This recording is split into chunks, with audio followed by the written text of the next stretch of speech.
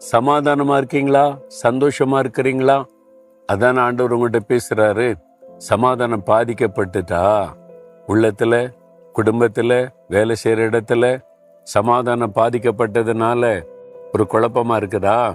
ஒன்றும் பயப்படாதங்க. சமாதானத்தின் தேவன் உங்களோட பேசி கொண்டிருக்கிறார். இதை பாருங்களேன், இந்த நதி இதை ஓடுறத பார்த்தாலே ஒரு சமாதானமா இருக்குல்ல. இந்த இடத்தை பார்க்கும்போது ஒரு ஆண்டவருடைய வசனம் என்ன சொல்லு தெரியுமா?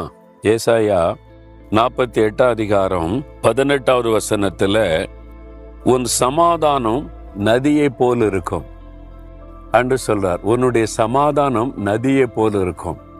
ஒரு நதின்னா தண்ணீர் ஓடிக்கிட்டே இருக்கும், பார்த்தீங்களா? அப்படியே பாய்ந்துக்கிட்டே இருக்குது. அதை பார்க்கும் போதே ஒரு சந்தோஷம் இல்லை, ஒரு மகிழ்ச்சி. அந்த நதியில கால் வைக்கும் போது அவ்வளோ நல்லா இருக்குது, ஒரு சந்தோஷமா இருக்குது. உன்னுடைய சமாதானம் இந்த மாதிரி நதியை போல் இருக்கும்.